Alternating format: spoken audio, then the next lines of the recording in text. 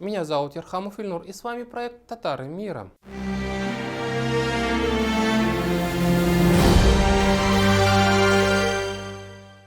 Решил во время всероссийской переписи населения собирать интересные вещи, связанные с этим мероприятием. Под интересными вещами я тут имею в виду публичную активность татар в соцсетях, например. Интересные их высказывания. Мне на самом деле интересны больше всего не какие-нибудь суперизвестные или популярные медийные личности. Об их активности, я уверен, вам и так расскажут с каждого информационного утюга, с каждого СМИ. Мне же интересно, как простые люди осмысливают, осознают, переживают свою сопричастность к татарской нации. Ну ладно, может, каких-нибудь селебрити я все-таки упомяну, но мне важнее всего именно идеи и мысли татар, а не их громкие имена. Также в этом формате видео я постараюсь собрать интересные дискуссии, связанные со всероссийской переписью населения, какие-нибудь, может быть, интересные события, явления. В общем, вы поняли меня. Обзор интересностей, связанных с переписью, я открою с очень интересной статьи, написанной на портале «Миллиард татар». Дело в том, что татарское сообщество во многих соцсетях за 1,5–2 недели до начала всероссийской переписи населения всколыхнул некий анонимный YouTube-канал под названием Нурмухамат Исмагилов. Этот канал стал стремительно набирать по несколько десятков тысяч просмотров за счет платного продвижения на YouTube. Видосы на канале самые омерзительные, направленные против татар. Самое ужасное видео с булгаристом Фаргатом Нурдиновым, который на камеру говорит, что называться татарином это значит отправляться в ад. В принципе, мы знаем, кто может стоять за этим каналом. Дело в том, что под самым первым видео, где перевираются слова муфти Нафиглы Аширова, в описании автор канала любезно разместил ссылку на материал этномародера и башкиризатора татар Салавата Хамидуллина. В этой статье рассказывается, мол, как Татарстан использует ислам в своих интересах и против интересов других народов России. Кстати, сразу после публикации разоблачения анонимный автор канала переименовался. Теперь он больше не Нурмухамат Исмагилов, а Актуалити. Дешевый на самом деле трюк разгонять какой-то сомнительный и анонимный YouTube канал за счет платного продвижения и явных провокационных, направленных против татар посылов и месседжей. А татарская аудитория на YouTube на самом деле не глупая. Понятие «таргет» знает. Сразу раскусила намерение авторов анонимного канала поразжигать и пооскорблять татар.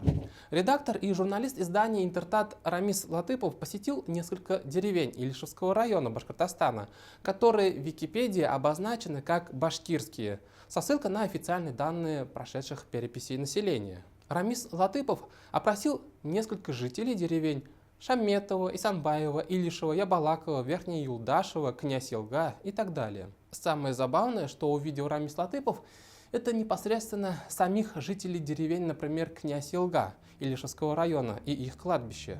На кладбище похоронены люди исключительно с русскими именами и фамилиями. Но в Википедии написано, что в деревне 79% башкир проживает. Поговорив с живыми жителями деревни, Латыпов узнал, что в деревне живут на самом деле крещенные татары и удмурты. Жителей с мусульманскими именами и фамилиями в деревне как бы и нет вовсе. Это кладбище деревни Князь Елга Илишевского района Республики Башкортостан. Здесь вот похоронены, мы видим, Игнатьев, Николаев, Макарова. Но в Википедии написано, что в деревне проживают башкиры. В деревне живут башкиры, а похоронены христиане. Я расспрашивал у жителей, они говорят, что в деревне живут крещенные татары и удмурты, что они башкиры. Глаза не видели. Только загробный мир каким-то образом делает самую честную перепись населения. В целом, Латыпов опросил жителей более 10 деревень Илишевского района Башкортостана, и везде ему жители признали, что они татары и никакие не башкиры. Реакция людей на посещение Рамисом Латыповым татарских деревень в Илишевском районе заслуживает отдельного внимания. Наш татарстанский журналист словил весьма жесткий негатив, ненависть и оскорбления от различных анонимных комментаторов, которых мы условно назовем, наверное, пробашкирскими, у себя в соцсетях.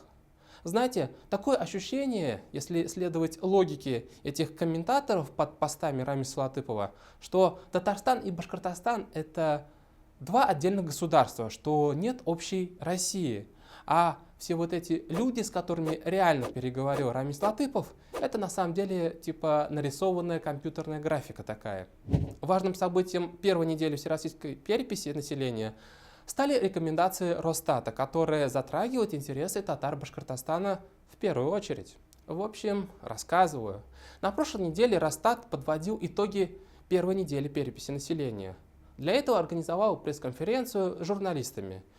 Я активно общаюсь с татарами Башкортостана и очень часто слышу такие истории. Мол, к нам в дом приходил переписчик, спрашивал имя, фамилия и отчество, спрашивал еще какие-то данные и уходил.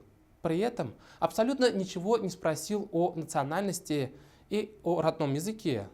Об этом мне рассказал татарин, который проживает в одном из сел северо-запада Башкортостана. Другой татарин из северо-запада Башкортостана мне рассказал, что к нему пришла переписчица и спросила у него один лишь вопрос: какой он национальности? Он ей ответил, что он татар. И она ушла, так и не спросив ни его имя, ни фамилию, ни другие данные. Ну и третья история. В общем, к женщине, она не татарка, не татарская национальность у нее, в дом пришла переписчица, задала все вопросы, что есть в переписном листе. Переписала двух ее детей. Женщина назвала свою национальность. Она, еще раз вам напомню, не татарка, не башкирка в том числе, но ее муж, отец ее детей, татарин. Переписчица задала вопрос, кем же по национальности являются ее дети. Женщина уверенно ответила, что они по мужу татары. В ответ переписчица задала уточняющий вопрос. А она уверена, что ее муж татарин? Она также задала уточняющий вопрос, а муж уверен, что прекрасно знает своих предков и что они именно татары. В общем, вот такое странное поведение переписчиков справедливо и логично вызывает подозрения у татар Башкортостана. А точно ли запишут их национальность во время переписи населения? Мы полностью разделяем их опасения. Поэтому во время пресс-конференции с замруководителя Росстата Павлом Смеловым я задал ему вопрос, а можно ли перепроверить те данные, что переписчик записал от гражданина, скажем, через портал госуслуг, то есть перепроверить через портал госуслуг? Вопрос интересный. Казань, вот, кстати, Казань тоже относится к числу лидеров в IT-отрасли в России и достаточно активно переписывается онлайн и в рамках переписи. Так вот, Казань, интернет-портал Казань First.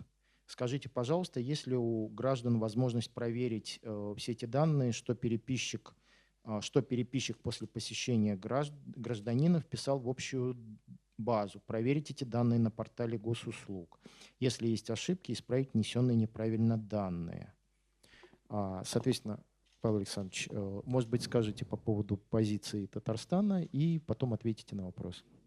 Да, сейчас я отвечу на вопрос сначала. Значит, во-первых, если вы боитесь, что переписчик может допустить ошибку, я советую вам просто самим зайти на портал госуслуг и сразу заполнить без ошибок свой переписной лист и на всех членов своего домохозяйства. Во-вторых, если переписчик заполняет при вас анкету, да, вы видите прекрасно, что он вносит и правильно ли он за вами записывает. После того, как он нажимает кнопку «Завершить опрос», ни переписчик, ни кто-либо еще, кроме нас в центральном офисе Росстата, эту анкету больше никогда не увидит. Поэтому не изменить туда уже ничего нельзя, и никаких искажений переписчик после вас уже внести туда не сможет. Вы тоже можете этого не бояться. Вот. А я пока сейчас поищу рейтинг. И сразу тогда еще дополнительный вопрос. Скажите, пожалуйста, на портале госуслуги остаются ли данные, которые заполнил житель, зайдя на него? Нет, на портале госуслуг ничего не остается. Вся информация после завершения непосредственного заполнения переписного листа и нажатия кнопки «Отправить» уходит опять же к нам в единую центральную базу по закрытым каналам, и на портале госуслуг никакой копии, там, бэкапа или еще чего-то не остается. Поэтому вы можете быть спокойны, что ваши данные опять же нигде не будут, кроме как в Росстате. Что мы услышали, друзья? Павел Смелов в первую очередь рекомендовал всем тем, кто сомневается в переписчиках, кто сомневается в том, что они правильно заполнят переписной лист, вот всем этим гражданам лучше переписаться на портале госуслуг. А что если у человека, скажем, нет возможности переписаться электронным образом? А что если человек просто не успел электронным образом переписаться, а к нему уже пришел переписчик, а у человека по каким-либо причинам больше не будет возможности переписаться каким-либо образом? Как кроме вот именно тогда, когда ему сейчас пришел переписчик. Тут Павел Смелов советует гражданам внимательно следить за тем, как заполняет переписные строки переписчик, какие он туда вписывает данные. Гражданин должен внимательно следить за переписчиком ровно до тех пор, пока переписчик у себя на планшете не нажмет на кнопочку «Завершить перепись». Все. После нажатия на эту кнопку переписчик уже никаких изменений в ваши данные внести не сможет. Зачем? Чтобы быть уверенным в том, какие данные были внесены во время переписи. Если у вас или у ваших родственников, знакомых нет такого телефона, лучше не впускайте переписчика домой. Позвоните своим родственникам или близким людям, у которых есть интернет, и попросите их, чтобы они вас переписали через портал госуслуг. Ну и третий момент. Имейте в виду, что когда вы лично проходите перепись на портале госуслуг, и вы лично также нажимаете на кнопку «Завершить перепись», то уже больше никаких изменений внести не сможете. Все данные отправляются прямиком в Москву, в Росстат. Очень интересную тенденцию, интересное явление заметил в соцсетях. Татары стали писать посты, где рассказывают, как запишутся во время переписи населения, и заодно раскрывают истории своих семей и родственников, как они раньше проходили перепись. Уфимский адвокат Динар Шарипов написал пост у себя в Инстаграме. Он рассказал, что столкнулся в 1995 году в Уфе, когда еще был студентом. Так вот, он обнаружил, что некоторые его одногруппники по национальности были записаны как башкиры, хотя то село, где проживал он и его одногруппники, на 100% татарское. Сейчас, когда прошли годы и отца уже нет в живых, я хочу поблагодарить его за то, что он в свое время не сделал так же.